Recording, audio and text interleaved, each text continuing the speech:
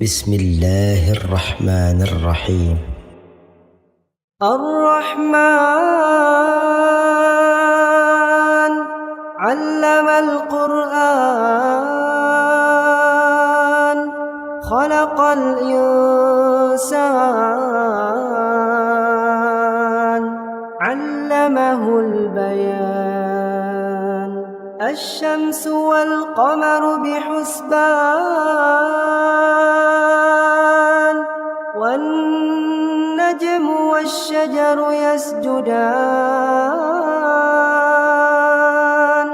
والسماء رفعها ووضع الميزان ألا تطغوا في الميزان وأقيموا الوزن بالقسط ولا تخسروا الميزان والأرض وضعها للأنام فيها فاكهة والنخل ذات الأكمام والحب ذو العصف والريحان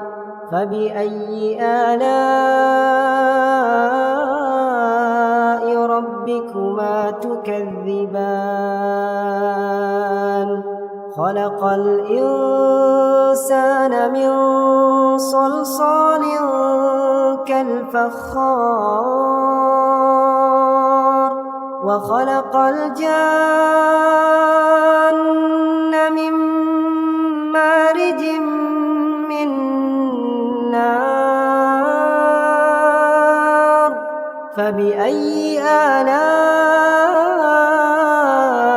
ربكما تكذبان رب المشرقين ورب المغربين فبأي آلاء ربكما تكذبان مرج البحرين يلتقيان بينهما برزخ لا يبغيان فبأي آلاء ربكما تكذبان يخرج منهما اللؤلؤ والمرجان فبأي آلاء ربكما تكذبان وله الجوار المنشآت في البحر كالأعلام فبأي آلاء ربكما تكذبان كل من عليها فان ويبقى وجه ربك ذو الجلال والإكرام فبأي آلاء ربكما تكذبان يسأله من في السماوات والأرض كل يوم هو في شأن فبأي آلاء ربكما تكذبان سنفرغ لكم أيها الثقلان فبأي آلاء ربكما تكذبان يا معشر الجن والإنس إن استطعتم أن تنفذوا من أقطار السماوات والأرض فانفذوا لا تنفذون إلا بسلطان فبأي آلاء ربكما تكذبان يرسل عليكما شواظ من نار ونحاس فلا تنتصران فبأي آلاء ربكما تكذبان فإذا انشقت السماء فكانت وردة كالدهان فبأي آلاء ربكما تكذبان فيومئذ لا يسأل عن ذنبه إنس ولا جان فبأي آلاء ربكما تكذبان يعرف المجرمون بسيماهم فيؤخذ بالنواصي والأقدام فبأي آلاء ربكما تكذبان هذه جهنم التي يكذب بها المجرمون يطوفون بينها وبين حميم آن فبأي آلاء ربكما تكذبان ولمن خاف مقام ربه جنتان فبأي آلاء ربكما تكذبان ذواتا أفنان فبأي آلاء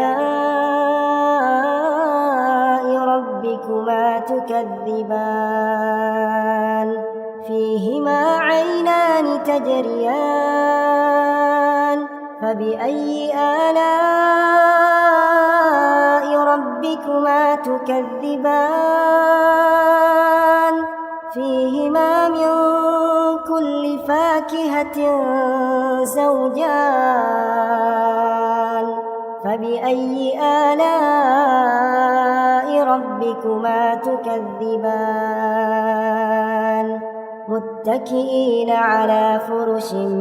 بطائنها من استبرق وجنى الجنتين دان فبأي آلاء ربكما تكذبان فيهن قاصرات الطرف لم يطمثهن إنس قبلهم ولا جان فبأي آلاء ربكما تكذبان كأنهن الياقوت والمرجان فبأي آلاء ربكما تكذبان هل جزاء الإحسان إلا الإحسان